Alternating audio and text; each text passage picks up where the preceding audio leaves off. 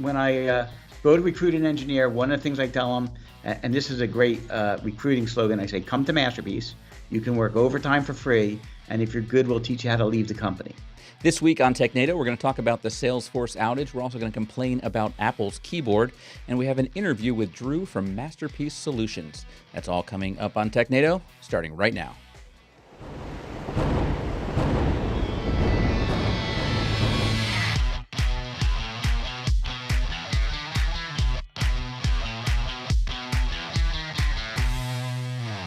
Hello and welcome to Technado. I'm your host, Peter Van Rysdam, and I am joined here by Don Pizzette here and Present.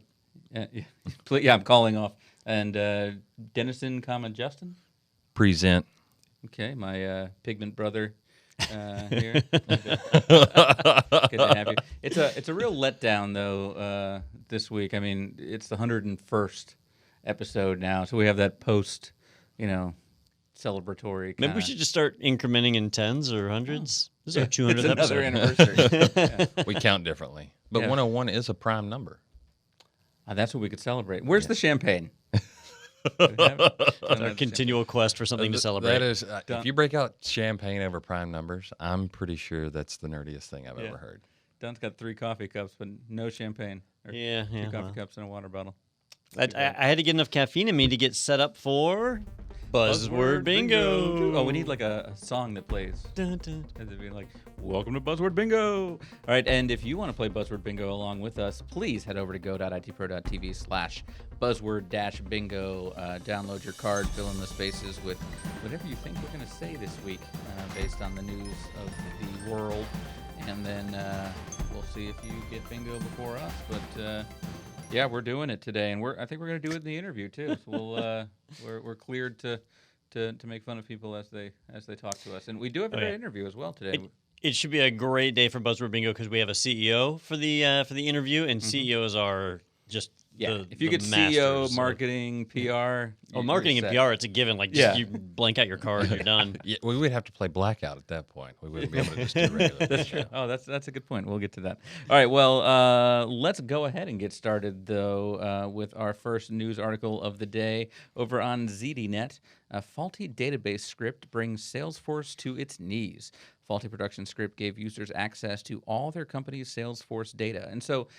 I know this even affected us. This was a big deal, and everyone's been talking about this. But I'm kind of confused with what happened because it sounded like, oh no, you can see all of your own company's information even if you shouldn't have access to it. So we're just taking it down.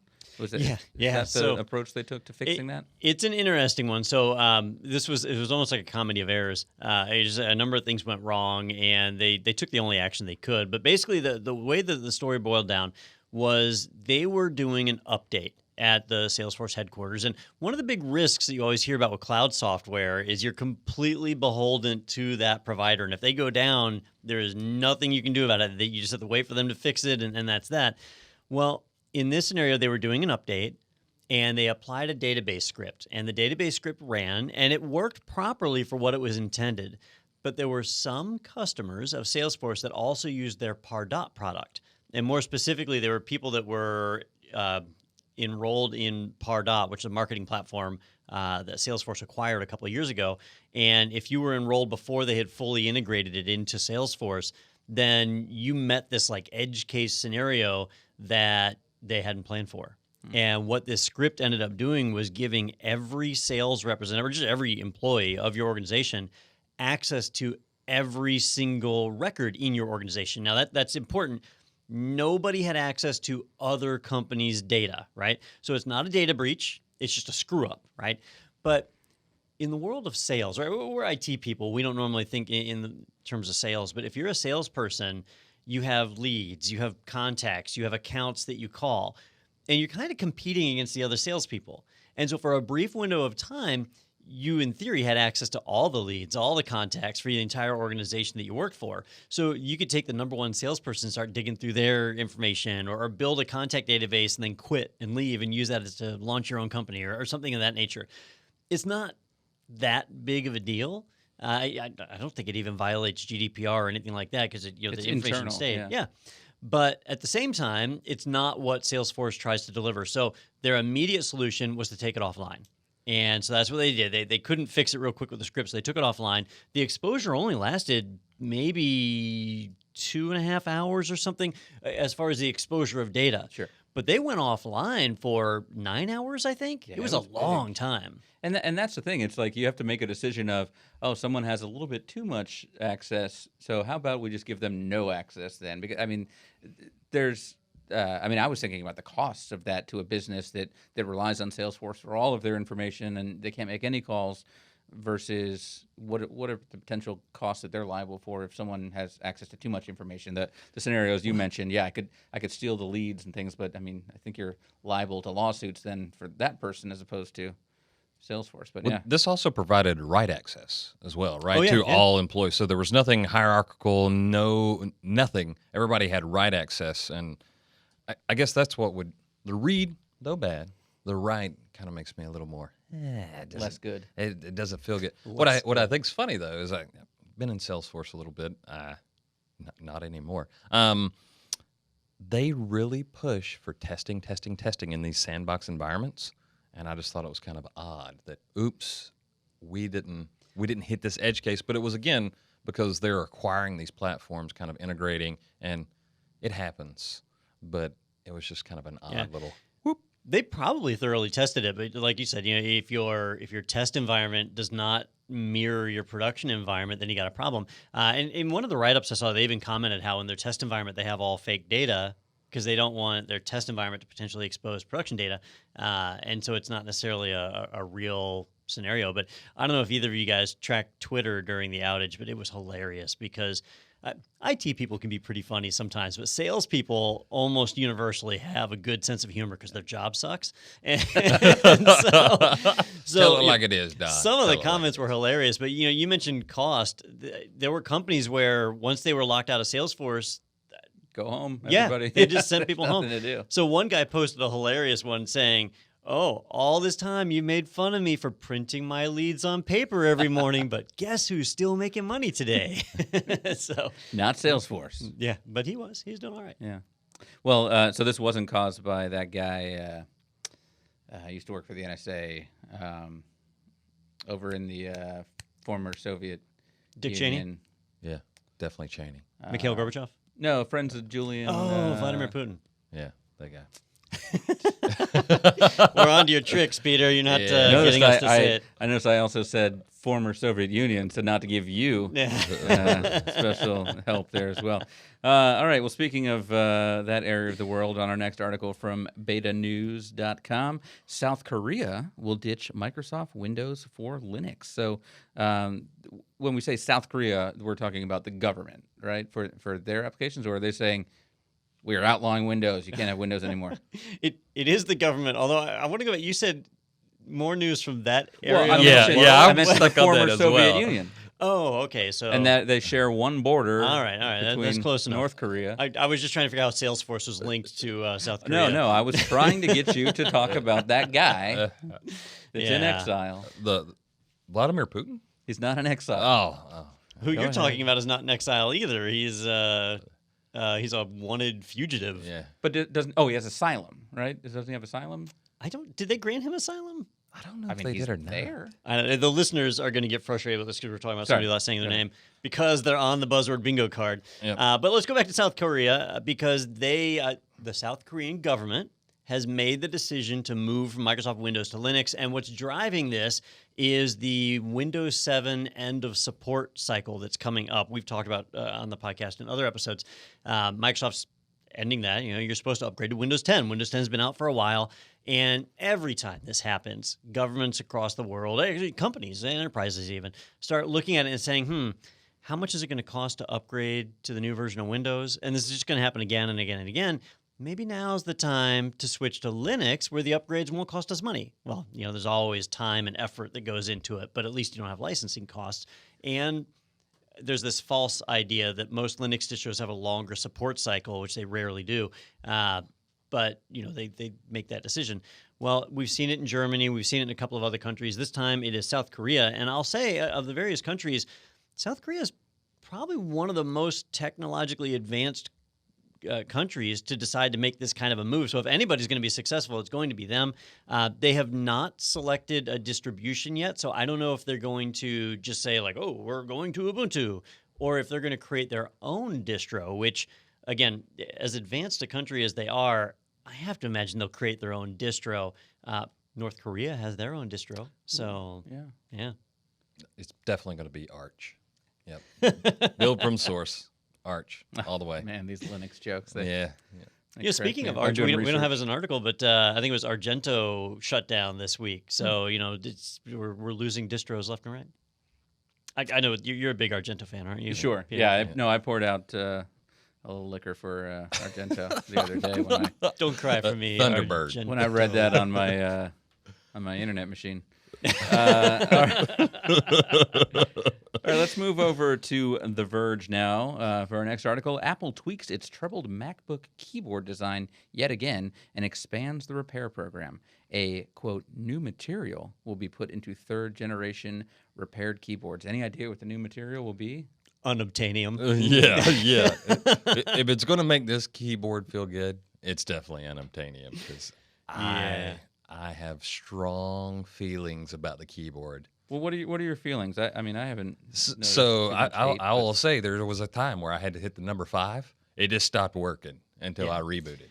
So there's two problems with the keyboard that most people report. So one problem is how short the keystroke, like when you press the key, its movement is very shallow. And so that's throwing off a lot of typers. Now, I didn't really have a problem with that, but I know a lot of people do. To me, the number one problem is that even a single grain of sand getting underneath a key causes it to stop working. And it is just endemic. And in the beginning, Apple wasn't fixing it. Like they were just saying, well, you got sand in it. But they extended it out a little bit to a year, I think, originally. And now they've extended it to everybody. If you have a MacBook with the new Sucky 2.0 keyboard or whatever they're calling Butterfly? it. Butterfly. There we go. The new Butterfly keyboard. Then, they are covering it. You can do a warranty call. Although what they don't mention in this article and what Apple doesn't mention either is if you've got the original keyboard and it breaks and you take it in, they don't swap it out with a new one. This is not we'll upgrade you. You get the same old crappy keyboard just without sand in it. But a new crappy old keyboard. Right. So it's just going to happen again and again and again until your AppleCare runs out or until their warranty. So, you basically have a 3-year time bomb on this keyboard, and that's so un-Apple-like. Like, people were okay paying way too much for a laptop when they knew they were getting a high-quality laptop. Now, this keyboard's just garbage. Is that what I have? Do I have that keyboard? Yes, you have the garbage Yeah, keyboard. you sure do. I Now, be haven't careful felt- about that space bar because there's been a couple of times where I'm like, oh, that's weird. And then I'm like holding it up with compressed air and going, oh, there it is, and my space bar starts working again. I've not had one issue, and maybe I've gone from a Mac to a Mac, so I've been used to the feel of the keyboards. But I think anything is better than what's next, which will be the foldable screens, which will have no tactile response. But I can't get sand in them. The keys of the keyboard. Yeah, but on you the could sand your fingers, you scratch the whole screen up. No, Then. it's definitely made of really hard Then glass. you can buy a foldable screen protector. Yep, exactly. Made of glass. I like that. Made of glass. That's a good idea. Yeah, that's going to end well. So Apple did announce new keyboard materials. These magic materials are going to make it better. We'll see, right? They also announced, this is the next article we have, that they are updating or doing a processor refresh. And so they're announcing 8-core processors in their newest MacBooks. So the fastest Mac notebook ever. Very exciting. I'm curious to see how this will go. It is their most expensive model, so this is going to cost you a pretty penny if you want it. But one thing that I've always been impressed with Apple devices is how thin and like space efficient they are. Like if you ever take a MacBook apart, they use every square centimeter inside of that thing to fill up with hardware. So an 8-core processor puts out a good bit of heat, and they've got to handle that right now. There's fans that blow right in between your keyboard hinge. I don't know how they're going to handle that in these newer ones. Just as a slap in the face too. If you stay on that photo there, Donna, we can bring that up again. What do we see? Sand. Just a mountain of sand. That's as the actually photo. the background for Mojave. That's the Mojave, right? yeah, background. So they're just rubbing it in your face. And what is causing all these problems? It's this. That's where it comes from. That's what happened. Maybe this was like foreshadowing. It's like you have seen your destruction of your keyboard. But it was funny when this came up. 32 gigabyte RAM came out a little while ago. I forget exactly when. The ability to have that. I immediately went for two reasons. I always do this when Apple comes out with a new computer. I go, every hardware upgrade possible on the top-end model. By the way, topped out at $65.99. Nice. Which was crazy. Cha-ching. Yeah. Number two, you used to be able to get some of these without the little touch bar at the top. So it's not even an option This anymore. is not an option anymore. Tim, I guess the listeners don't know Tim. Tim's my business partner over at Expert TV. He has a MacBook, and the backlight on his touch bar just went out. And he's got Apple Care, so they'll go in and they'll change it. But if you don't have Apple Care, it's $375 for the part to replace that touch bar, not counting Not the even the labor labor. to actually do it. So, it was reported on very early when the touch bar came out that instead of creating some all-new touch interface, they actually just took all the centralized logic of an iPad and put it in it. That is an iPad minus the Wi-Fi and whatever. Minus so the cool parts of an iPad. it's expensive. But it has that adaptive control select that never comes up when I need it to. And I can't get my function keys, and my escape key doesn't work. And no regular USB jacks.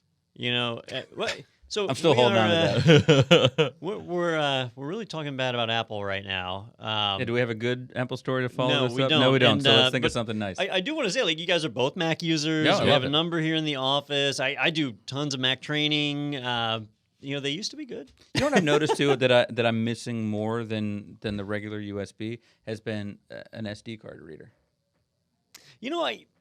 All right. I mean, in my job, I you use that work a in lot. marketing with Yeah. media materials. I never use the SD card reader. Me either. I miss it. I miss it like crazy I- because I have my little one that I keep in my briefcase, but sometimes that's at home, sometimes it's here, and it's never where I need it. I can't actually remember the last time I used an SD card reader. I Maybe can't when I was remember. messing with a Raspberry Pi and I was like writing an image or something, but other than that, no. I Yeah, can't dude. remember the last time I had a briefcase. There's that. Well, I said briefcase. I meant my men's No, purse. you can't back off of this. You're- all right. Oh, your attaché. MERS? You're like, oh wait, that's Wait, worse. yep, Yeah. MERS. No, every day I open Is it that up with on the little the lock. word list? Take out my lunch. And, What's your password on that? okay. It's just Is it 1, 2, 3, 007. 4, 5? No, 007, both sides. All right, let's head over to Microsoft and see if we're happier with their announcements now.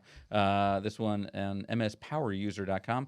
Microsoft first of all, we've got grammatical. All right, Microsoft announced OneDrive improvements at SharePoint Conference 2019. Yeah. Well, grammatical errors aside, the SharePoint conference is going on right now. I absolutely hate SharePoint. It is one of my least favorite software products in the world. Microsoft disagrees, and the billions of dollars they make on it also disagree. So who am I? But they've announced a number of different improvements, but most of the improvements are actually centered around OneDrive. Now, if you don't know already, OneDrive is not some magical independent platform. OneDrive is simply like a CSS style sheet laid on top of SharePoint. Yeah, because when I go to our company OneDrive account, I look in the URL here and it says blah blah blah .sharepoint.com. Yeah, that's what happened. So improvements to SharePoint are improvements to OneDrive, and they're rolling out a lot of neat stuff. Some of it, honestly, I thought we already had. I don't know if we're in some kind of early release track or something. 'Cause they were saying full fidelity shared libraries, which just means when you have a shared library, you can see all the metadata of files, which I was already able to do. So I'm not exactly sure what. Maybe I mean you're an admin. Maybe that's rolling out to. I don't know. To the But they are also doing previews for AutoCAD DWG files, which is pretty interesting. Not quite sure how they're pulling that one off, but if you deal with CAD files, having to open each one to figure out if you got the right one is a nightmare because they're so large. Previews are pretty useful. Some of the other things they rolled out, though, are file requests, which is another useful one. We've run into that here at the company a few times. I need a large file, but I want somebody to send it to me, and they don't necessarily have a big storage account. You can send a file request. So I'm excited about that feature. That's one that will actually get used. The rest of it's all better integrations. So integrating better with Microsoft Teams, which they are like on a full-on trajectory to try and kill Slack by 2020. So they got that better integration with OWA and several other things. So this was all announced just over the last couple of days at the SharePoint conference. So a lot of big things in 2019. Yeah, they'll kill Slack right after the Zune kills the iPod. So these are things that are just announced, but we're not seeing them yet. So they are all announced, but they're not. It's not like they're saying this is something we're planning in our roadmap. It's that they've already got it in their internal built it. beta builds, so you can preview a lot of this stuff now, and it's all slated to roll out over the next couple of months. I want to come back and watch this in 2020 when Microsoft Teams is all the rage. Okay, sure. Yeah, well, let's go back to the Zune reference. Right? I love Because the Zune. The difference here is that the iPod was actually a good product, and the Zune was competing against it. Slack is like the least user-friendly. Don, you got to open Slack to be able to judge it. Slack is where your data goes to die. It just disappears. Slack's where messages to Don go to die. Because hey, Don, you at your desk? No. 3 days later, when Don does his what do you weekly need? Slack day. I don't even know why they have a search field in Slack. Like, just leave that out. You can't search. If it's not on your screen, you're not going to get it. Can you search in SharePoint? Yeah. Okay. It's a SQL database on the back end. It's designed for search. I must be using the wrong Yeah. terms. Because the Dropbox search worked. This OneDrive one. We are bringing some contention in. right. We are We're gonna have a super battle. negative on this one. Listen. Yeah, I'll Slack you my feedback about this, but yeah, it's not great. All right, let's head over. God, who can we be mad at next? Let's head over to GeekWire and find out. Cray CEO on HPE Deal, massive cloud vendors threatened our long-term survival in supercomputing. What's he all mad about? And what am I looking at? All right, Picture so of a map here? Cray is a manufacturer of supercomputers, right? It used to be, like back in the 1990s, if you looked at the top 100 supercomputers in the world, Cray had half of the darn things. The Cray XMP was their like really famous supercomputer. In fact, do you remember Jurassic Park, the original Yeah. Jurassic Park movie? Oh, it's a simple Unix system. And yeah, the kid walks in, he knows how to use all this stuff. Well, those big servers in the background, those were Cray XMPs. Oh, okay. Yeah, they were so big, they had benches built into the actual server so you could sit down, and yeah, it's crazy stuff. So, It's Cray? Cray. Great. No, it's Cray. It's great. It is. Cray. Yeah, so, You said it's crazy stuff, and I'm just helping there you we go. talk like the kids talk these I'm days. not hip Yeah. to the... Yeah, that computer is Cray. I can dig.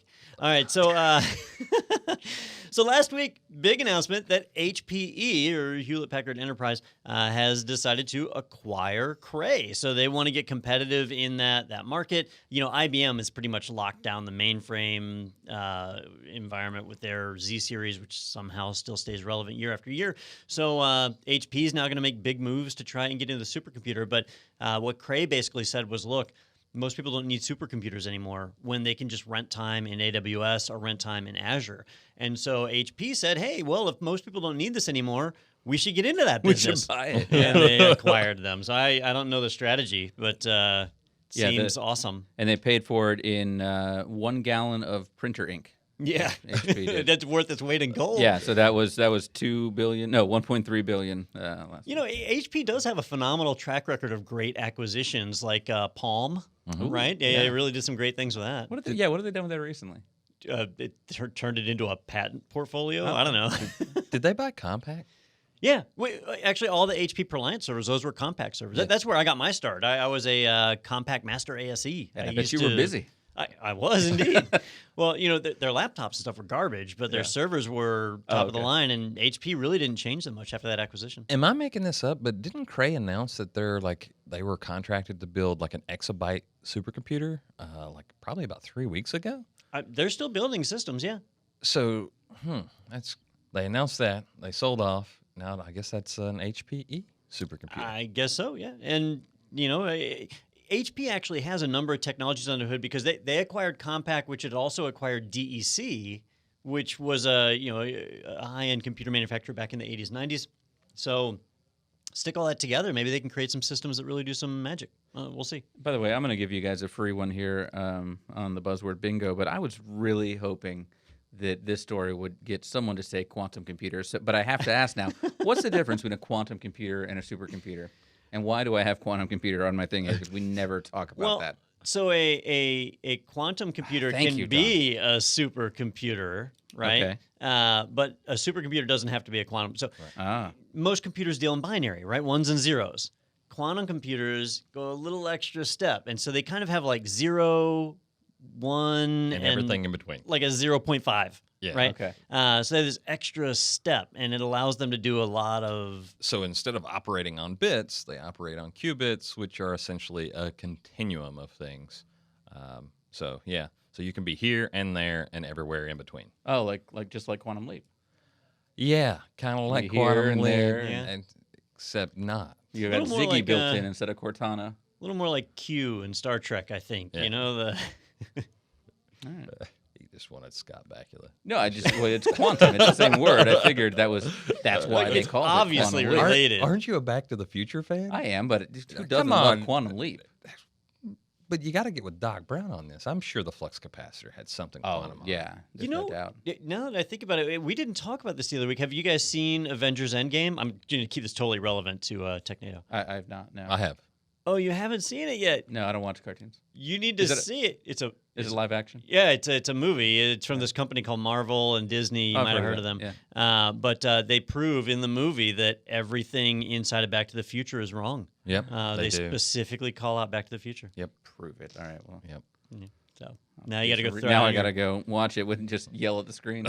Yeah, you got to buy a $15 movie ticket and a $30 bucket of popcorn. But here's the thing: if you haven't watched any of the other, you got to go back and watch all of those first, because you're not going to know No, the it doesn't- context. It doesn't make any With- damn sense. You can just see this one. Gotta It's fine. watch the one with the Iron People and The Iron People. Captain USA and all They those just guys. make up stuff. They're throwing in characters, you know, and, Yeah. and they make you think there was some other movie that introduced them, and it doesn't matter. Hammer guy.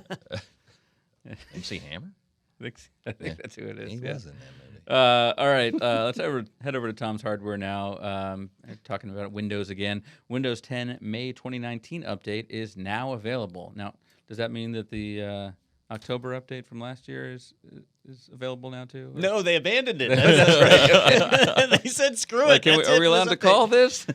this? So it's funny because this one they named it the May 2019 update, but it's significantly behind as well. Last year it was the it was the 1809 update that had probably mentions it down here. It was the Yeah. 1809 update that came out in October, but they had to keep suspending it, right, because of problems.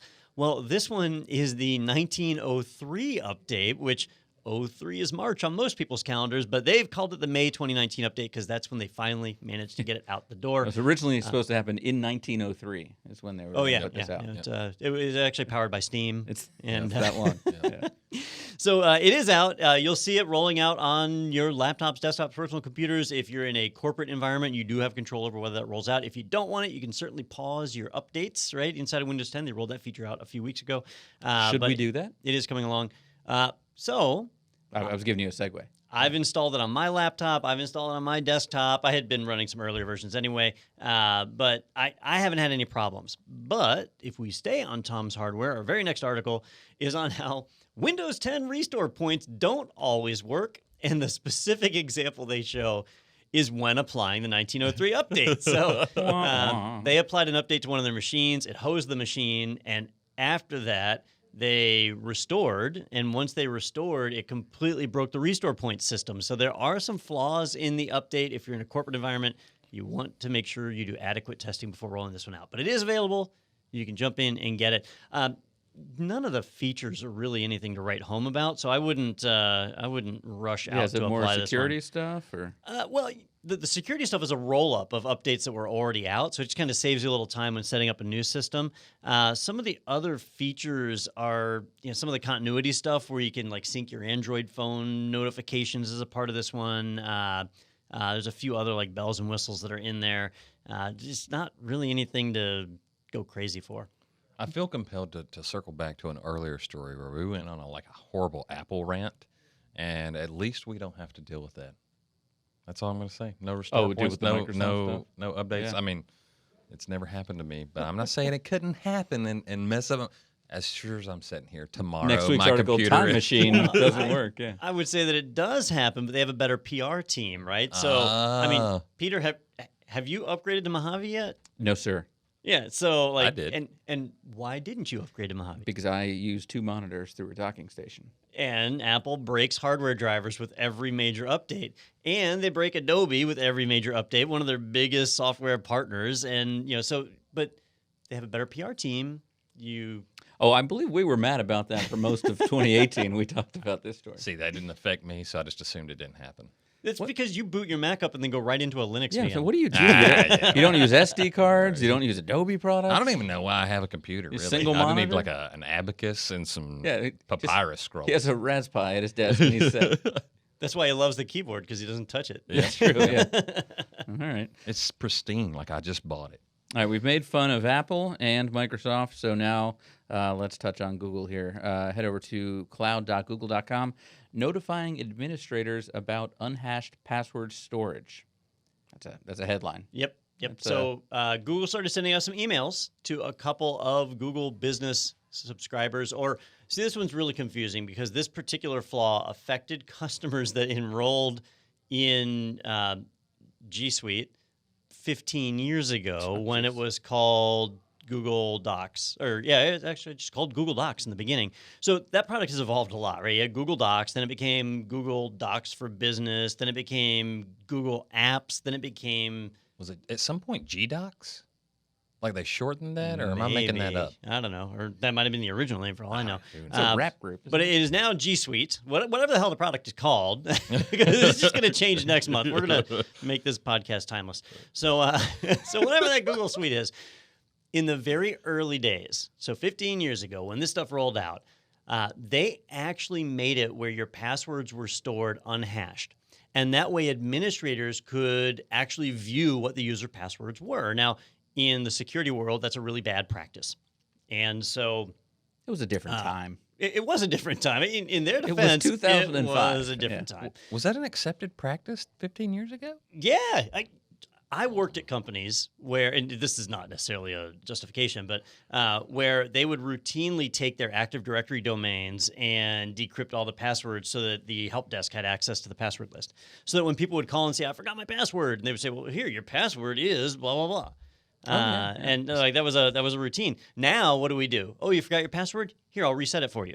Yeah. Right. And that's the new practice. So Google adapted. They hash all their passwords now. Administrators do not have access to user passwords. Administrators can reset them. Right. So that's all stuff they've done. But they found, looking at evaluating some of their code and doing security audits like they do, they found where some customers that signed up under the original program way back in the day, their passwords are still being stored in an unhashed form that was accessible to administrators. So there wasn't a hack. There wasn't a breach, right? There wasn't a compromise like that. They found it in their own internal audit, but they are notifying people. Various press outlets are reporting on this different ways. If you didn't get an email from Google, like I actually have a Google Docs business account from the very beginning, from when it first launched, and I didn't get notified. So maybe it went to my spam filter, or I'm just not affected. No, it's in your promotions folder. Oh, yeah, it's cluttered. But anyhow, so that's what happened, and they're working on it. So I thought they did a good job, disclosing this, even though it wasn't a breach. It's nothing we need to do. Fix is being done for us if we fall into that category. Well, what they're saying is, if you are one of the affected, like if they notify you, you need to reset passwords. So this is only people that haven't changed their password since 2005. Or as you continue to change your password, would it change? As you continue to change your password, it would change. Yeah, and they're basically saying, look, there were Google employees, people that worked on that team at any point in the last 15 years could have potentially accessed those passwords. So you would need to reset your passwords. And Google even said, if you don't reset your password, we're going to wait a few weeks, and then we're going to force you to do it. So yeah, that's going to happen. Okay. Well, speaking of password cracking, head over to slashdot.org. New John the Ripper cracks passwords on FPGAs. So what, John the Ripper is a program, right? Yeah, we've used it in a number of shows. Daniel uses it in the Pentest Plus and Security Plus shows and things like that. All right. Did he use that on... we used it in the webinar. The webinar. Yeah. Okay, that was the tool he used. When he was brute forcing user passwords. So that's what it is, a password brute forcer. You can throw a library at it and it goes. It hasn't really changed at all in years and years. I was really surprised to see an update, but an update rolled out this week that allows it to not just use your regular CPU, but it can use graphics card, GPUs, it can use FPGAs, it can use all sorts of accelerated hardware to be able to brute force passwords way, way faster than before. And it just shows how our encryption has to keep up with these technologies because the attack tools are getting boosts like these. Now, I got to be honest, I didn't know FPGA. Can you bring us up to speed on what an FPGA is? So, are you trying to get me to say a word? No, I'm not. Oh, okay. I brought it up here because I was like, I searched for it. He searched for it. And Okay. I'm like, I've never even heard of the. he's like, that didn't help. That's what you thought. So, Yeah, are, it's like, are well, you those are familiar just with words. floating point calculations? Sure. Yeah. All So the time. when you do math inside of a computer, way back in the days, we go all the way back in history. Like if you had a 386 system, Okay. back this would be like late 80s, early 90s. They started offering these math coprocessors. So you had your main CPU that was designed for general calculations, and then you had a math processor that would stick on side of that to be able to do advanced math a lot faster. And then starting with the 486DXs, I think think is what it so. was, they started integrating it into the CPU itself. Okay. Well, over the years, the stuff your CPU can do has gotten really advanced. Like, if you get an Intel processor today, it can do AES encryption accelerated in hardware right inside of the die, and that is a huge performance boost. Well, FPGAs are where you might have some kind of functionality in your CPU, or you might not, and so you're using add-ons like daughter boards or ASICs, application-specific integrated circuits that are attached to the motherboard that are designed to specifically accelerate a particular function. You see it like commercial web servers will oftentimes have the offload boards for doing SSL and TLS. They don't really do SSL anymore, but the TLS encryption and decryption, they can take that load off. And they're faster because they're designed to specifically do one thing. They're not general purpose. Was this covered in my CompTIA IT fundamentals and I just missed it? Probably not. Okay. Probably not. No, And do you know what it stands for, Don? No, I don't. Oh. See, I noticed he hadn't Do you said know? it yet. Well, I know because I'm looking at Well, it so now. I always screw it up because you also had the pin grid array, right? The floating pin grid array, which was the old. Okay, so you've got processor. one of oh the words. yeah, oh yeah. Yeah, which is what laptops used to use. They don't anymore. So this one, I imagine it's floating point something. That's exactly what I said. I was like, oh, floating point gate arrays, and then I was like, something doesn't sound right there because usually I associate them with very specialized like processing, right? Maybe scientific computing or something like that. Field programmable. Field programmable gate arrays. Yeah. Yeah, and the field I think actually might be reference to a quantum thing. Oh, they're not quantum computer. They don't go that far. We would have gotten there organically. But yeah, they are specifically designed to perform a function, and they do it fast. Well, we learned something today, and I hope you learned something at home as well. All right. That's the goal, isn't it? All right. Education Let's and head making fun over of to Stack Overflow now. Update to security incident. This is from May 17th, 2019. So when we said Stack Overflow before, Justin said, uh-oh. So, Yeah. so I have a feeling Justin might know a little bit more about this than I do. But you guys want to tell us what happened with that? Yeah, they had a security incident back on the 17th, right? But the Way update. to take it there, Justin. Well, Don knows more about the security than I do. All I know is I know about Stack Overflow is I go, yeah, what is this thing? Well, I found an answer, and then there's a bunch of other answers that are yelling at me for not knowing the answer. So then I just figured that was the impetus for the security incident. So somebody got mad at getting yelled at. And Yeah, hacked him. but that's just my opinion. That's how I perceive it. But let's actually get on with the meat and go ahead. potatoes, Go ahead, Don. and Don's going to know more. You're about absolutely right, though. If you ever want to doubt your own skills, like just ask a question on Stack Overflow, and everyone will tell you. Well, how if I stupid search you are. on there, what is FPGA? Or I want to see.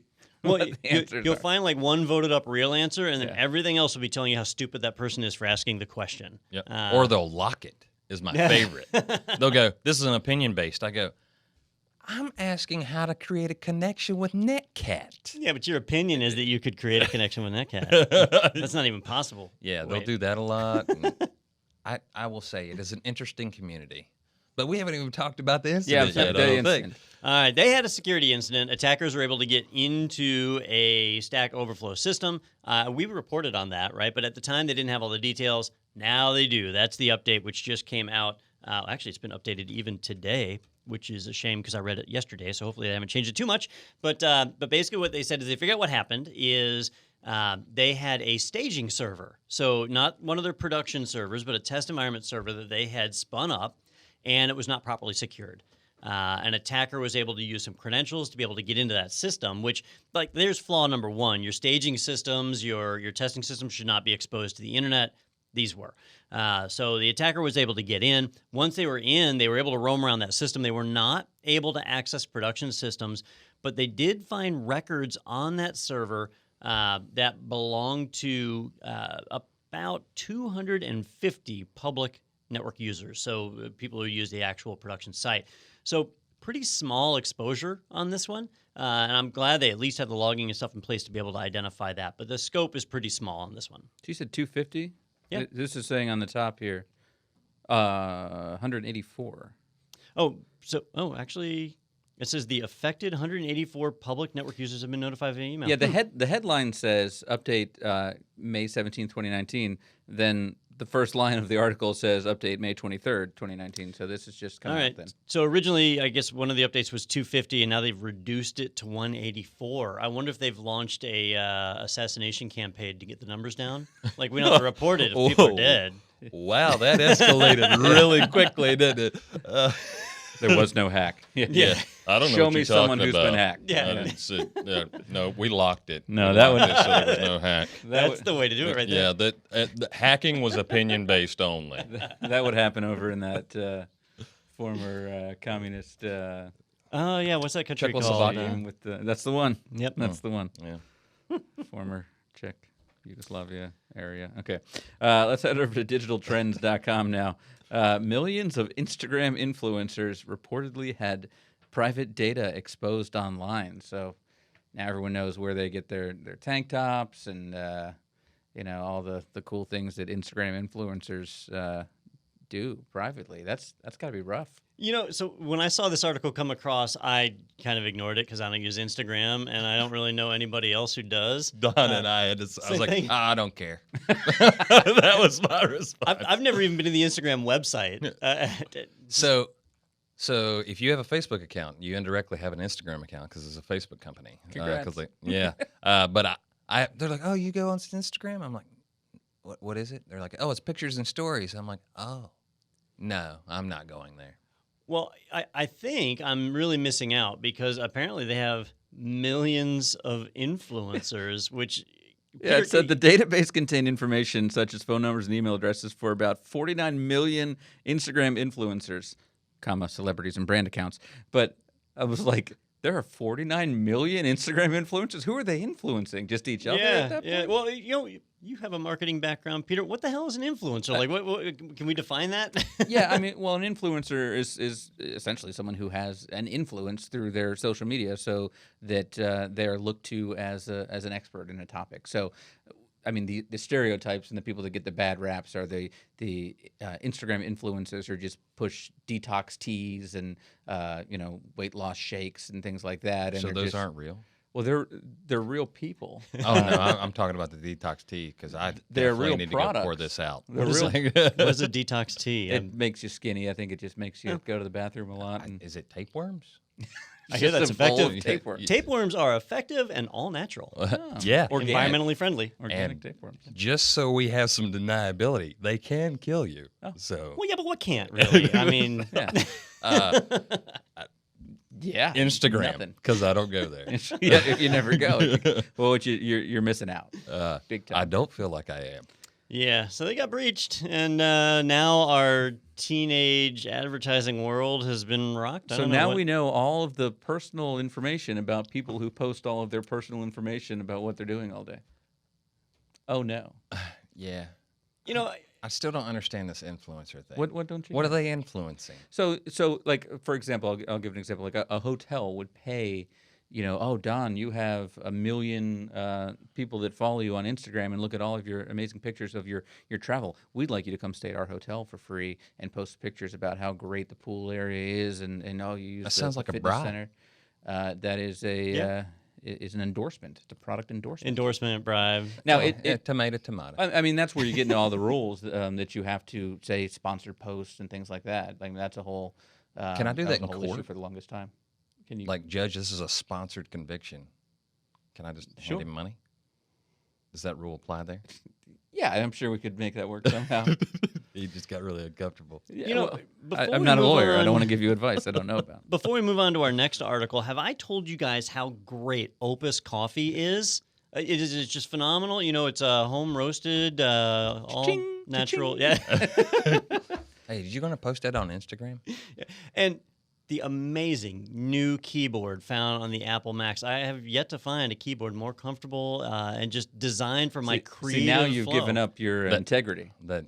For dollars? Yeah, no, of course. I'm just saying you've made it now as an I've made Instagram it. influencer. So does influencer mean that you have to sell out? Oh yeah, that's the first step. Okay. My It's in the favorite terms of part service. is that I don't have to set up an Instagram account because I can just go and get the credentials from one of these millions of influencers. Sure. Yep. So the sign-up process is fast. Yeah, you are all set. It'll be like, well, this used to be a picture of a girl in a bikini with a detox tea, and now it's some guy talking about coffee. Yeah. Now it's just an Opus coffee cup Interesting. Weird. Cha-ching. All right. in a bikini. Let's head over now to securityaffairs.co. Which one's the headline? The bottom one here? No. Oh, yeah, it's there's- kind of the- nested in there. Wait, It is a smaller font. I for know some it's a reason in smaller the font. That's like the headline. H1 text is bigger or is smaller than the H2 here. Cisco Talos warns of hard-coded credentials in Alpine Linux Docker images. Since 2015, December 2015, Alpine Linux Docker images have been shipped with hard-coded credentials, a null password for the root user. Yeah. That sounds like it's worse than the Google thing because it's happening 10 years later. This is a genuine, real problem. The website is somewhat comical because there are multiple hooded people on the Yeah, site. the guy in the top. But if we set that aside, the rest of it, the news actually comes from Cisco Talos Research Labs, which is one of the most reputable security labs in the world. And the Alpine Linux Docker image is an official Docker image available from the official Docker repos. If you've been pulling it down, it has null for the root user. Now, with a Docker image, a lot of times you're just focused on delivering a very particular service, and so the risk is not that great. But if a attacker were to find any way to escape out of that application, they've already got root access within that container. So being able to seize control of a container becomes trivial. From there, they can try and escape the container to get into the underlying systems, which they may or may not be able to do. But either way, they're going to be able to seriously mess with your application. So it just goes to show that when you're pulling down these container images, you can't trust that they've spent any time on security at all. You're oftentimes better off going with images that have been a little better vetted or images that you built yourself. So it's interesting because you always hear this when you're looking at Docker containers or, I need to deploy an application, but my image is really large, like 2 gigabytes. I just move it to Alpine. This is a way to make those images smaller so you have better launch times. And if you're using orchestration software like Kubernetes and wanted to run replicas, that could be really fast. But again, you're just like, well, now I have a bunch of things that have default credentials or null password, root access. And you should always be careful of Docker because a lot of times that's the default user that starts up is a root user. And if it has access to your file systems or anything like that, shenanigans. By the way, we're all checking containers off of our buzzword bingo cards. I wonder if they found that having a root password slowed down boot times. Like, we're going to speed this up. Yeah, passwords are dumb. Yeah. Yeah, it's a Spectre fix. 'Cause it speeds things up. It would be the opposite. Yeah, Shoot. Okay. Good try. I appreciate I don't know how computers work. I appreciate your attempt, and just like you looked happy there for a moment, and then we snuffed it out. Story of my life. It was very close, though. Yeah, it was. Okay. Um, Go ahead. I'm sorry. I mean, let's run with what Peter's saying, though, because Yeah. you could leverage That's a this. good I'm point. going to make you smart again, Peter.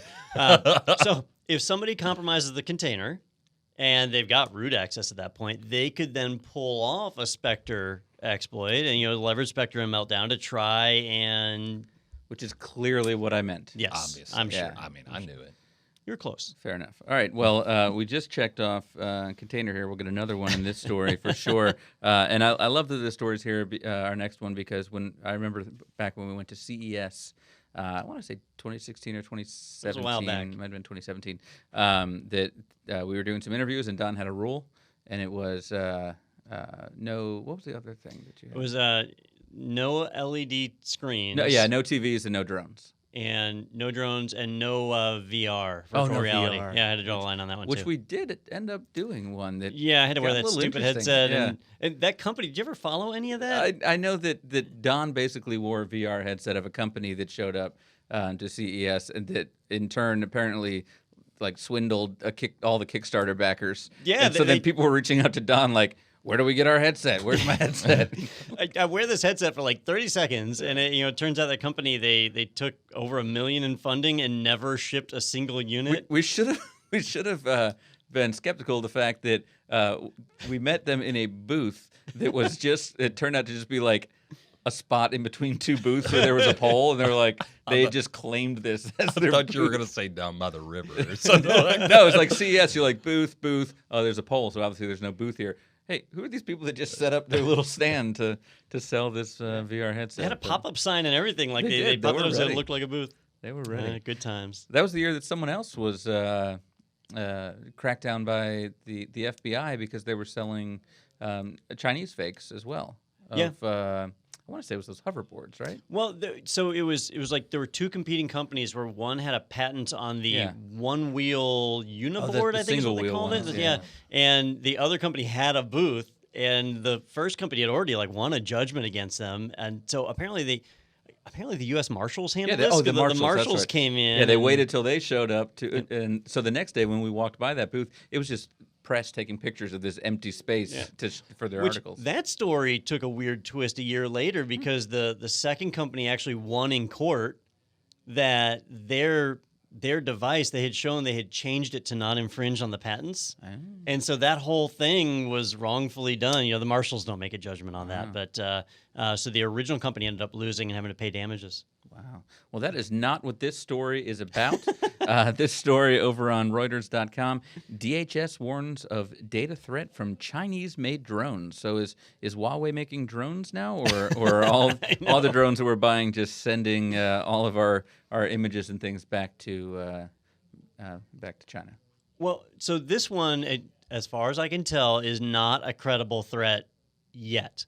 They're warning of this possibility. They're saying, look, if you have an unmanned vehicle with the ability to film and gather data, and it's potentially shipping that data back to a server in a foreign country, so like China, or I think they go as far as to say like any authoritarian government, right? That's a risk that they could be using that as remote surveillance, and you shouldn't do it. Now, I think this whole warning was really designed to hit that buzzword, drones. I know you saying were it. able to market. Yeah, I know. so You said unmanned device. I'm like, come on, I buddy. intentionally dodged it. I was going to say unmanned aerial vehicle, Yeah, but UAV. then that's more like the militarized Yeah, ones sure. or weaponized. Which these, which I'm pretty sure count in this. Well, yeah. right? You should not buy those either. Yeah, I get those from North Korea. Is that wrong? But, South Korea is where you should go. Most drones don't ship their video footage back to a foreign server, but there are tons of security cameras that do, right? And nobody's up in arms about FOSCAM and their stupid peer-to-peer network they set up the moment you plug them in. That is a real credible threat. I don't know why DHS isn't warning on What that. kind of idiot would have a FOSCAM I used to have some, and in his dining room yeah. right now? The difference is you have one right now, yeah. You can't trust the American ones either. They're phoning back to their own companies, but I don't know. This one seems a little misguided. But they're saying don't use drones that potentially send footage back to foreign countries. At the risk of sounding stupid here, which I've been doing all day, where are you going to find a drone that's not made in China? Like maybe even if it's an in American China, maybe company, they import ones over there. Yeah. That's true. Yeah, Yeah, where do you- they get their drones from? Because this is not saying U.S. Don't buy it from Chinese-based companies, but it's saying Chinese-made drones. So it could be like U.S. company or someone like that that is offshore. I mean, you can make your own. You can, sure, but parts that come from where? Taiwan. South Korea. Yeah, I get you pick Hong Kong. I don't know. Yeah. They specifically call it DJI. Do they call it? And Okay. I thought DJI was here in the U.S., but they're a But Chinese the company? manufacturing, I'm sure, takes place somewhere else. Yeah, so. but I thought the company itself was American. Well, but that's guess what I'm it was saying. They're wrong. just saying Chinese manufactured, not Chinese owned companies. So it's not like the Huawei's and things. They're saying don't buy them Oh, right. from a company with Chinese-made drones. But they go on to say China's SZDJI yeah. Technology Company Limited. So, Oh, so it is a Chinese okay. company, regardless of where they build them. Yeah. So, but I don't know an American company that makes drones. There's probably some. Actually, there's one here in town. It's not for public consumption. Altavian. Oh, Yeah, they make military drones though, a lot Yeah. of time, or like surveying drones and things. That's true. Yeah. Like So- very specific. Hey, you know what I just heard? Business idea. American drones. It could be like an eagle. Yeah. If you couple that with a VR helmet and an LED TV, I think you got a big winner. You know what? You know what? It really needs to be on a brand new network, not the 4th gen. Oh, 6G. Ah, yep, you got me. Oh, that's gonna get you close. Not all the way yet. Yeah, it is. Oh, goodness. Speaking of a drone that looks like an eagle, have you guys seen that taxidermy drone? Oh, the one That where someone you made like out of a put. cat. So that guy does a bunch of different Does ones. he? Okay. Yeah, he has like squirrels and cats. This is Send a you the real video. thing? Yeah, Yeah. if you search cat drone, let's go to our interview. When we come back, we might have to check out if there's a cat drone out there, but it's worth a look. Every week I'm like, this segue is going to be good this week. Nope. So now let's go head over to our interview. We're going to talk with Drew Cohen, and Drew is with MasterPeace Solutions, and they're doing some new stuff in terms of how they work with government contracts. Don's looking at cat drones over here now. And I'm seeing him out of the corner of my eye. I see Do him not trying bring to my hold it screen up together. on the- Just horror. He's trying to hold it together. Just horror on his face. But that's going to keep you to come back to the end of this. So let's go ahead and head over to Drew now and to that interview. But stay tuned because we've got more Technado coming up right after this.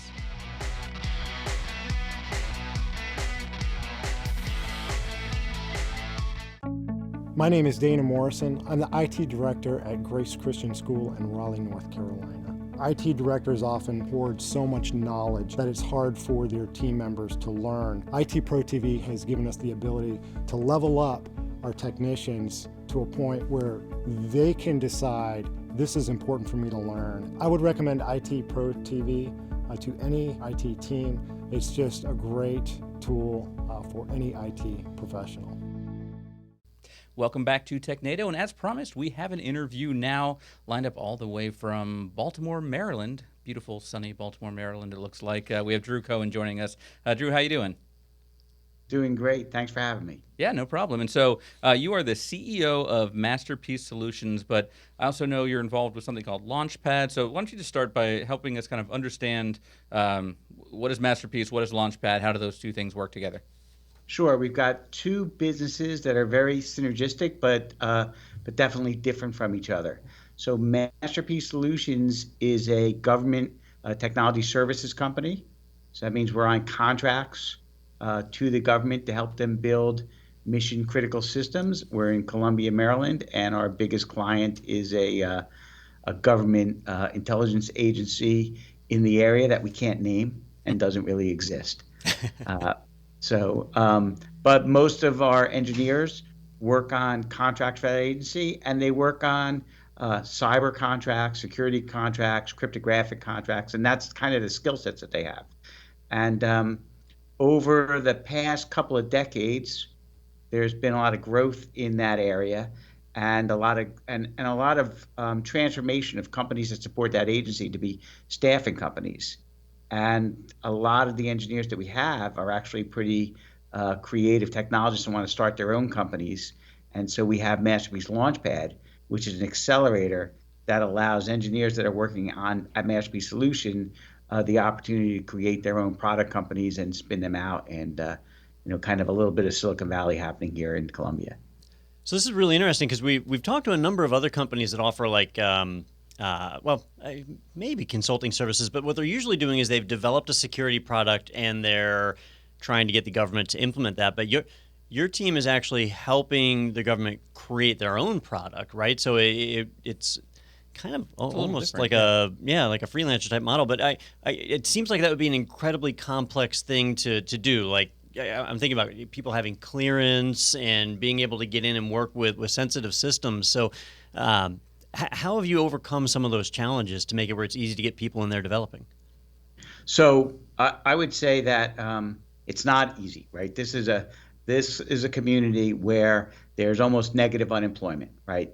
Cleared, talented engineers have their choice of companies they want to go to, and in some sense, that's the hard problem: is how do you solve a talent problem?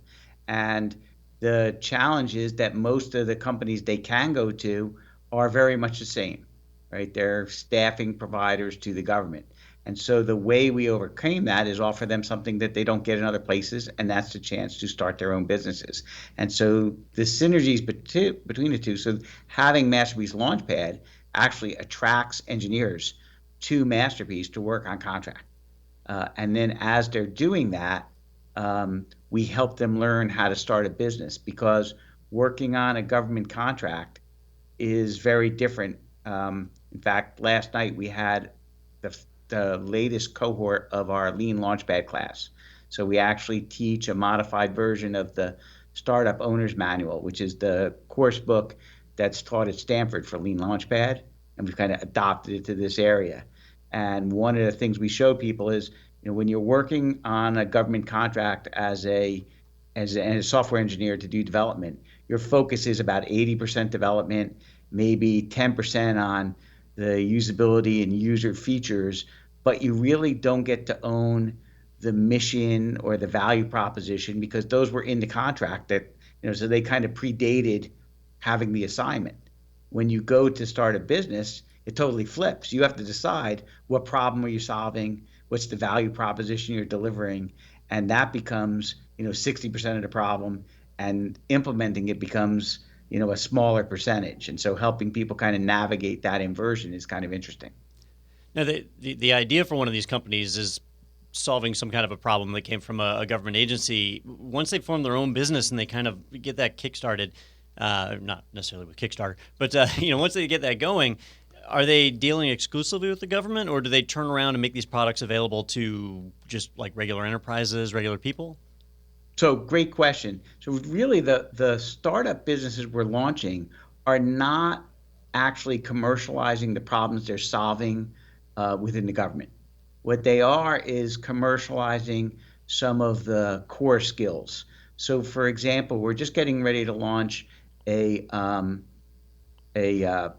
digital signing application, an e-signing app, kind of like a DocuSign or a SignEasy, but we're adding blockchain and digital signatures and cryptography to that, so you really know who's signing what and creating more trust.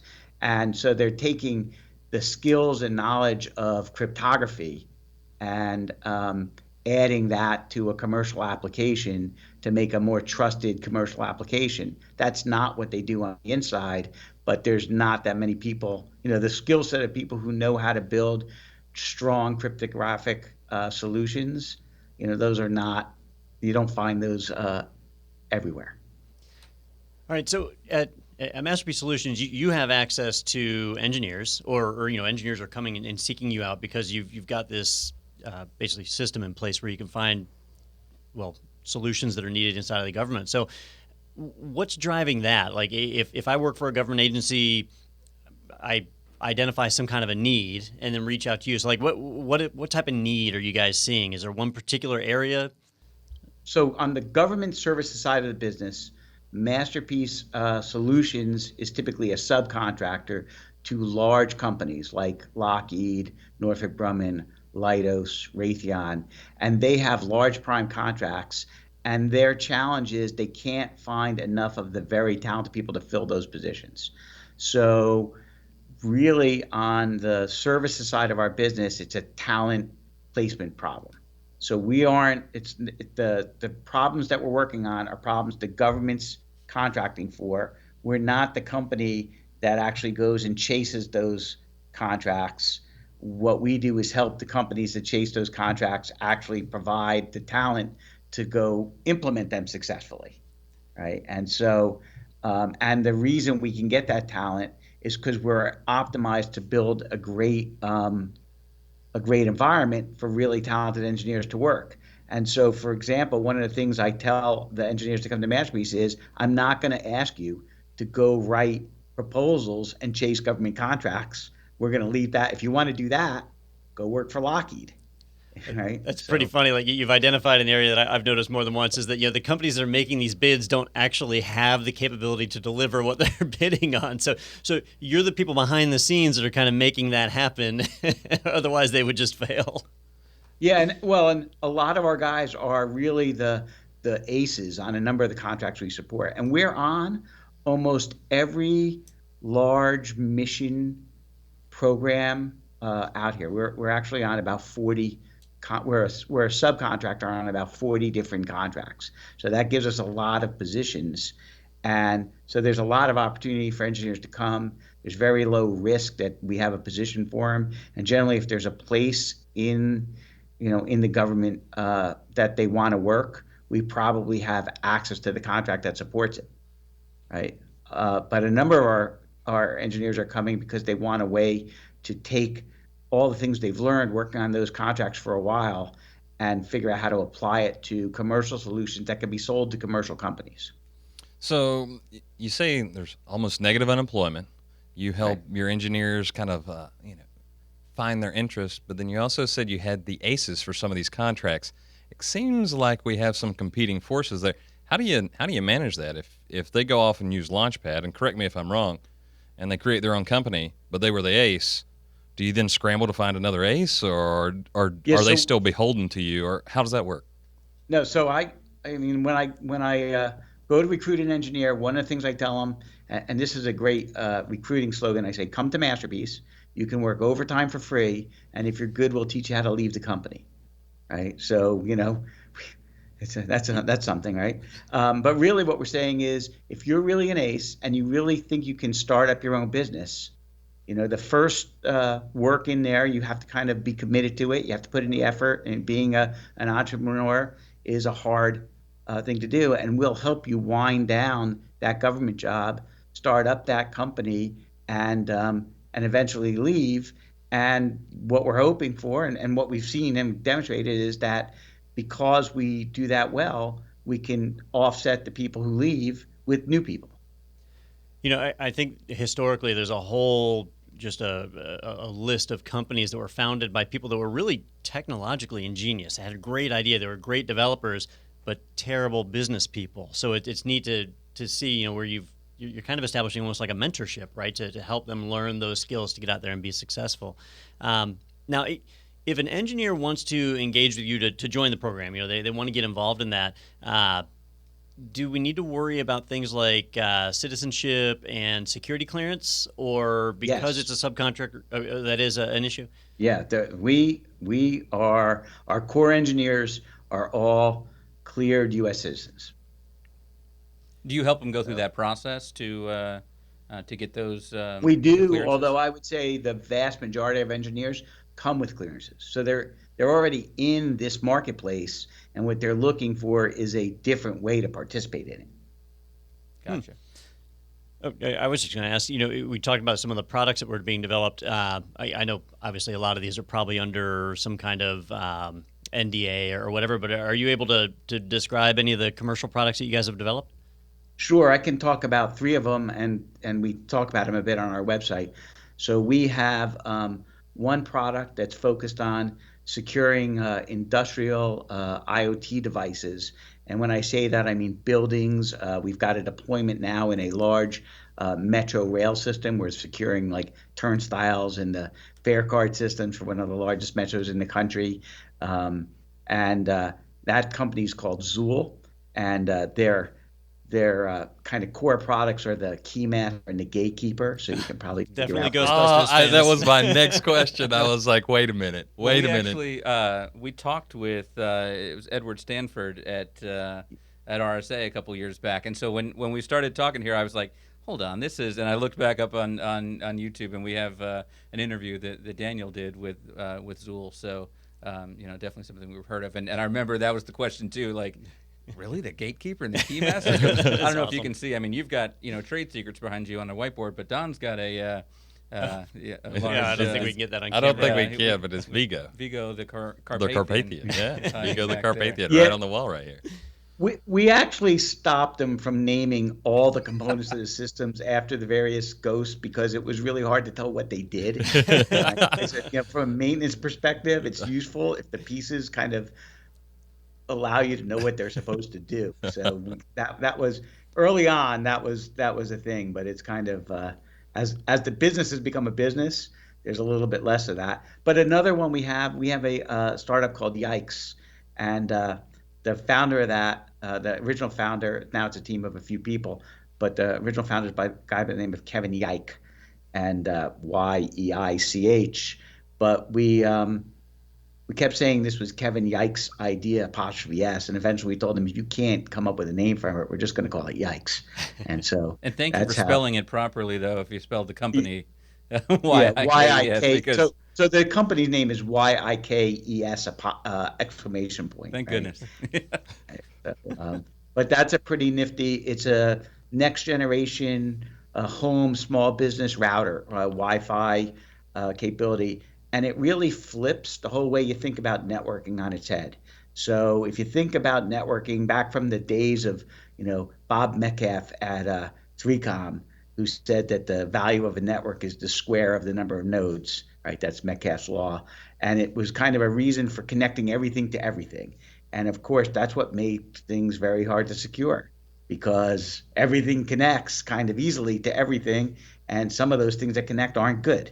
And so Yikes switches that around and basically creates a separate network using software-defined networking for every device on your home network. So it starts off where nothing talks to anything. And then it uses some machine learning algorithms and some other knowledge to identify what kind of devices are on your network and which ones are actually allowed to communicate to each other and how, and also where on the internet should they be allowed to go and how. And securing them when you have a network with one device is a much simpler problem than when you have a network with 50, 100, 200. So that's kind of what Yikes is about. But again, it's another example. You think about it, networking, software-defined networking, network security is a skill set that our engineers, because of the work they do on contract, are actually really good at. All right, and I want to double back to something that we mentioned earlier in the interview. And actually, if you're just tuning in, we're interviewing Drew Cohen, who is the CEO of MasterPeace Solutions. And we're talking about not just MasterPeace, but also the Launchpad product, which is what my next question is about. We mentioned with Launchpad how you were able to help these developers kind of take an idea, turn that into a company, and actually get that going and being profitable. In those scenarios, Launchpad, it's really focused on the business side of things, not software development, right? So we're not really talking about any software tools per se. It's just business processes? So it's a combination of technology and business. So one of the things that, MasterPeace itself is about 80 people now. We have about 8 companies in various stages of maturity, and most of them start with a core of between 3 and 5 people. But when they need help, a bunch of the other engineers that are typically working on the services side, if they have a specialized expertise, can help. And one of the things we have that's kind of unique is every employee at MasterPeace on the services side actually gets equity in every startup. So there's an incentive for them to help the startup, and that gives a deep bench of technology expertise to the startups, especially specialized expertise where finding just the right person to know something is expensive for a startup, especially when we're doing startups that have focus on some fairly esoteric technologies. So that's a piece of it. And then the companies are also that while that startup's in maturing, while that technology is being developed, the guys are still working part-time on contract. So they start on contract 100%, and they kind of slowly spend less time on contract and more time on their startup. And that gives them a source of income coming in addition to then the sales help, the business formation help, the bringing other executives and things like that on board. Yeah, you kind of answered what I was about to ask there at the end, but just to clarify, so do you get a lot of people that build something with Launchpad, but then just continue to stay on and kind of work on both in perpetuity? Yeah, so we have kind of three groups of engineers.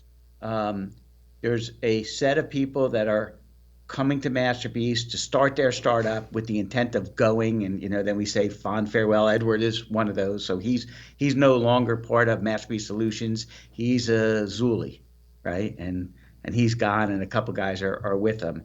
Then we have people at MasterPeace that are on the service side, and they always just want to kind of focus on the services, and they like the fact we're on a lot of contracts, and they're very engineering centric. And then we have people in the middle that are,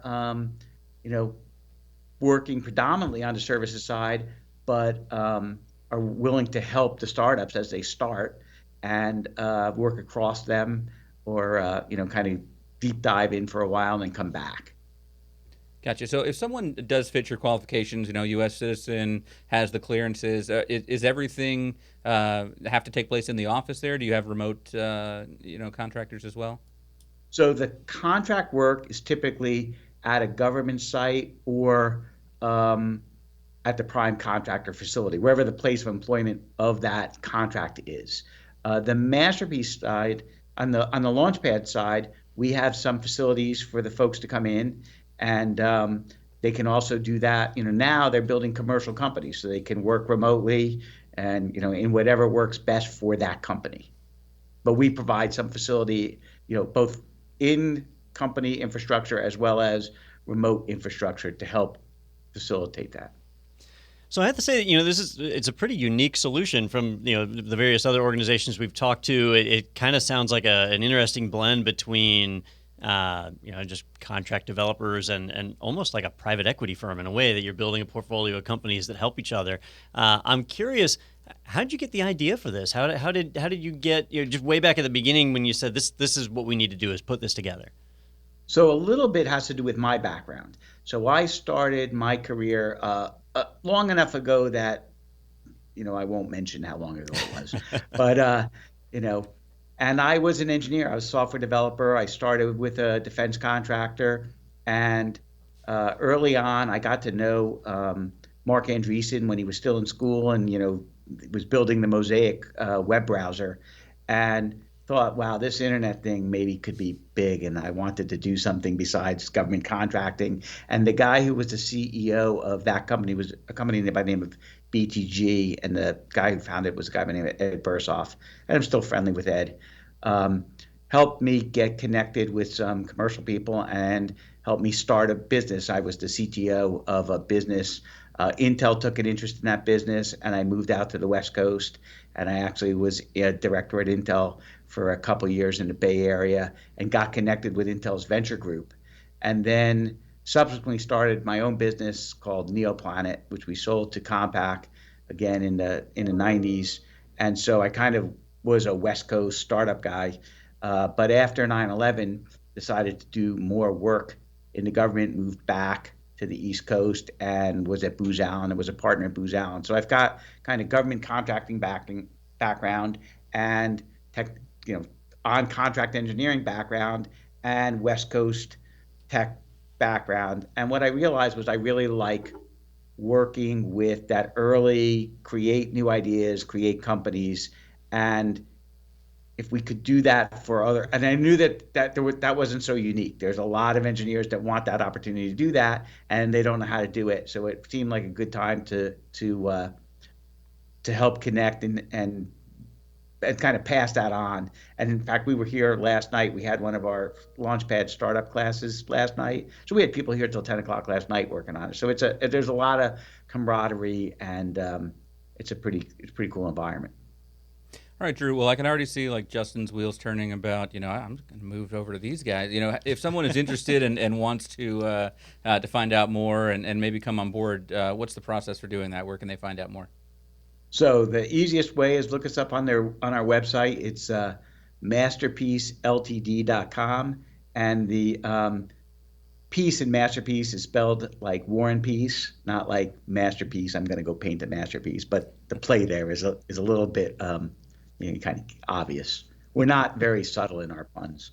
But MasterPeaceLTD.com, and there's a career section. You can find out what our contract openings are, and write to us, and we're happy to get to talk to people. We're really looking for interesting, creative engineers, right? And people that want to make a difference. What's that? I said, who isn't? Yeah. Yeah. So you mentioned also you do some events. You have an event coming up, hackathon of some We sort? do. Next Thursday, we have a Kotlin hackathon for building Android apps, and so that should be a pretty interesting one. I know we have about 40 or 50 people signed up to it, but we always have room for a few more.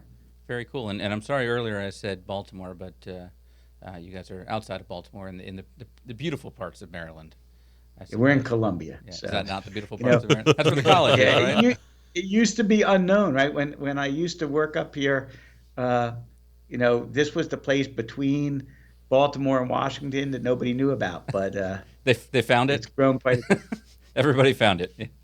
All right. Well, thank you, Drew, so much for joining us today. And hopefully, as you guys have new products to come out of Launchpad, we'd love to hear about the cool things you guys are doing. Sound good? Absolutely. Sounds great. All right. Thanks so much. By the way, I'd also offer, if you guys ever want to see some of our classes live, we could do something like that too. Yeah, I could definitely see some cool synergy there. Yeah, we'll check in with you on that and do that for sure. All right, well, thank you so much, and thank you all for watching, but stay tuned because we've got more Technado coming up right after this.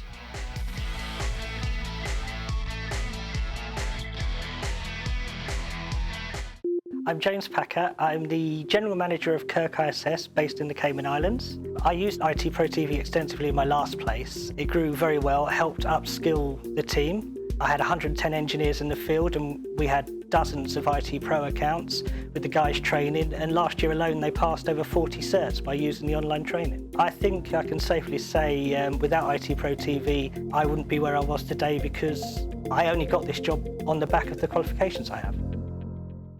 All right, welcome back to Technado, and thank you to Drew for that interview today. And that's a cool program because, I feel like you're worried all the time if you're hiring developers like, oh, this guy's really good, he's going to jump ship. But you're basically giving him the tools that he can jump ship and more chance of maybe him sticking around with you then and working on other projects for you. Yeah, I know a lot of developers that have a business idea. They have to partner up with somebody just take me, for example, with like IT Pro TV, where I'm a good technical trainer, but I'm not a business person. Yeah. So I teamed up with somebody. And if you've got somebody who you, you trust that you can do that, then it works out great. But a lot of developers don't have that. So here's somebody they can work with and actually learn those skills so they can do it themselves. Together, you should be able to trust yourself, probably. And it's an interesting model because I think the way he described it, everybody kind of benefits, right? He benefits, they benefit. It's kind of like a personal and professional growth model. Yeah, it's almost like a work-life balance, but it's like your personal work your passion project, you can bring them into your other work. So that's pretty cool. Yeah. All right. Well, hopefully we'll be able to check back in with them too when they have some new products and cool things like. Or if it's anything as cool as something called Zool. Yeah. All right, but we did mention, and during a little break here, Don did bring up and find that, yes, there are, in fact, cat drones. So I had not heard this. This was totally off my radar. I don't read drone news or anything. So when you mentioned taxidermy drones, I honestly didn't believe you. But sure enough, out of the Netherlands. And, for our listeners, you'll be spared this, but for our viewers... we'll show turn away now if you're weak of heart. We'll just show one image here. The guy's actually a taxidermist that made a cat drone. Just a simple YouTube search will just make your day if you're into weird stuff like that, or it'll ruin your day if you like cats. I wonder, the people who originally created the internet, the way for us to be able to share information between countries, between this is exactly religious what they beliefs. Mm-hmm. It's exactly what dream. This is it. Yeah, I think when Al Gore was like, "Hey, I got this idea. Let's put these tubes together." Yeah, we'll do man, bear, pig, and we'll get cat drones. One day, a cat will fly. Yeah. When cats fly. All right. Well, even with that drone talk and that whole interview, which boy did I go crazy on my buzzword bingo card. But I'm still one away. If I go that way, I'm 2 away. If I go that way, what are you? You're close. I You're got close, but- I got 2 in a Ooh. couple of different directions. not I was gonna say hoping that one would come along. You know, it has been exceptionally hot outside here the last few days, so at least in Florida we don't have to worry about getting snowed in. Snow. Doesn't count. No, it's not correct. Oh, man. You guys can't see Peter's bingo card, but he is an Edward away from winning. Yep. I am 1 trader short. Just one little treason. All right. I am not. Oh, actually, I am. I would need a. Oh yeah. He not needs gonna that happen. too. You can say it because it won't give him bingo, and it won't give me bingo. That just sounds like a trick. No, I'm saying you can say it because then it doesn't I help you. promise. Oh well. All right. Anyway, yeah, if you want to play Buzzword Bingo along with us, please do. It's a lot of fun. Go.itpro.tv/buzzword-bingo. And go ahead on Twitter there and let us know with the hashtag Technado how you did in your Buzzword Bingo. Hopefully better than us this week. Also, while you're over there on the internet, why don't you head over to go.itpro.tv/Technado. And you can find out all about IT Pro TV as well as a 7-day free trial and a promo code for when you decide to move forward with a paid subscription and access over 4,300 hours of amazing IT training. So that's go.itpro.tv/Technado. Head over there. And finally, I want to let you know about some webinars coming up. We just had a webinar today about ITIL 4 Foundation Test Prep.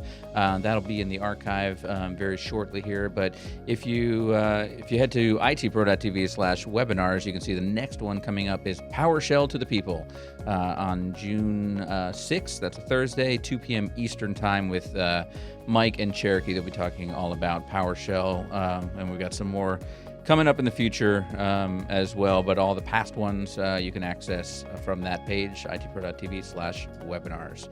All right, gentlemen, that took a weird turn at the end. I feel like We came, we saw, we laughed, we cried, we got sad. yeah, we got mad at a lot of different We companies did. today. We Yeah, did. IT really sucked this week. Yeah, not the best week, but hopefully, I mean, I told you it'd be a letdown. Episode 101, it's just not gonna have that same excitement as number 100, but 102. I mean, we're almost at 200 at that point. So Yeah, we're going on things will 200. turn around. Yeah. We're gonna get there. You just jinxed it. Good times. All right, thank you so much for joining us, and we will see you next week right here on Technado.